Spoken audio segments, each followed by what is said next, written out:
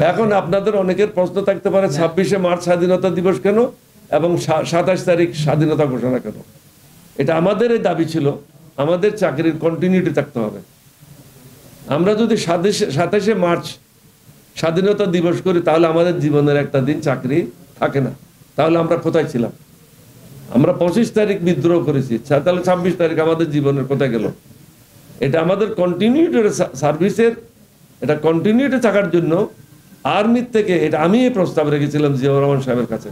জিয়াউর রহমান সাহেব এটা ব্রিগেড কমান্ডারদের মিটিংয়ে এই প্রস্তাবটা রাখেন যে আমাদের কন্টিনিউটি থাকতে হবে, সুতরাং আমাদের স্বাধীনতা দিবস পালন করতে হবে 26শে মার্চ। এই ধরনের স্বাধীনতা দিবস তো আরো অনেকবার পালন হয়েছে, জিয়াউর রহমানের সময় হয়েছে, বেগম জিয়ার সময় আমরা যখন সরকারে ছিলাম তখনও হয়েছে। এটা প্রথমবার না, এটা ভুল ধারণা আপনাদের। এটা বলতে পারেন যে গত 15 বছর একটা অবৈধ স্বৈরাচারী এবং হত্যাকারী সরকার ছিল, তাদের হাত থেকে আমরা মুক্ত হয়েছি। এখন যে আমরা খুব সানন্দে এটা পালন করব, এটা ধরে নিতে পারেন না, কারণ হাসিনার ছায়া, হাসিনার স্টুজ, সবচেয়ে দুর্নীতিবাজ লোক বঙ্গভবনে বসে আছে। আমি এই চোরের অধীনে স্বাধীনতা দিবস পালন করার জন্য বঙ্গভবনে যাব না, এই দুর্নীতিবাজের অধীনে স্বাধীনতা পালন করার জন্য যাব না, এই অবৈধ রাষ্ট্রপতির অধীনে স্বাধীনতা দিবস পালন করার জন্য আমি বঙ্গভবনে যাব না। যাদের অভিজ্ঞতা আছে তাদের অভিজ্ঞতা কাজে লাগাইতে হবে। অভিজ্ঞতা অনেক ধরনের আছে, দুষ্ট বুদ্ধির অভিজ্ঞতা আছে, সুবুদ্ধির অভিজ্ঞতা আছে। বর্তমান সরকারটা হচ্ছে একটা ওয়ার লাইক সিচুয়েশন, যুদ্ধ অবস্থা। যুদ্ধের পরে যেভাবে সরকার গঠিত হয় এই অবস্থা, সকলের পক্ষে এই অবস্থার সাথে খাপ খাওয়াইয়ে সরকার পরিচালনা করা সম্ভব না।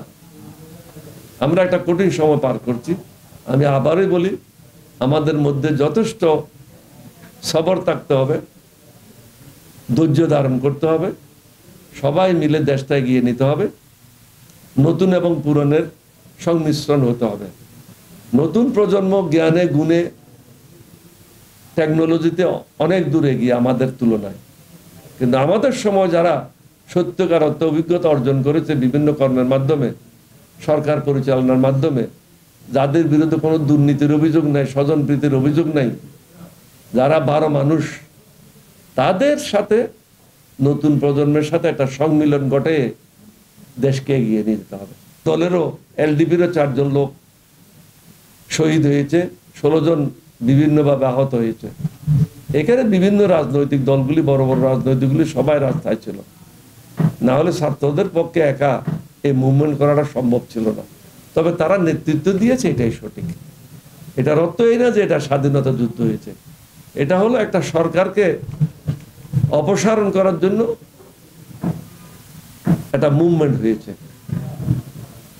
এটা একটা মুভমেন্ট, বিভিন্ন সময় মুভমেন্ট হয়েছে সরকার পতনের জন্য, এটাও একটা সরকার পতনের মুভমেন্ট ছিল, এটা যুদ্ধ না। সুতরাং এটা দ্বিতীয় স্বাধীনতা আপনি বলতে পারেন না। বাংলাদেশ তো স্বাধীন ছিল, আবার স্বাধীন করবেন কি করে? এটা স্বৈরাচারের দ্বারা নিপীড়িত ছিল, স্বৈরাচারের হাতে বন্দী ছিল, ভারতের অঙ্গরাজ্য হিসাবে বাংলাদেশকে পরিণত করেছিল, আক্ষরিক অর্থে, বাস্তবিক পক্ষে না। আমরা এই অবস্থা থেকে মুক্ত হয়েছি সবাই সংগ্রামের মাধ্যমে। সুতরাং দুইটা জিনিস একসাথে করাটা এটা ঠিক হবে না, জাতিকে বিভ্রান্ত করে কোনো লাভ হবে না। এখন একটা কঠিন সময় আমরা পার করছি, আমাদের সকলের উচিত হবে ধৈর্য ধারণ করে সুচিন্তিতভাবে পদক্ষেপ নেওয়া। দেশের যেন কোনো ক্ষতি না হয়, মানুষের জন্য কোনো ক্ষতি না হয়, মানুষ যেন সুখে শান্তি থাকতে পারে, দেশে যেন সর্বদা শান্তি শৃঙ্খলা বজায় থাকে, এটা আমাদেরকে নিশ্চিত করতে হবে।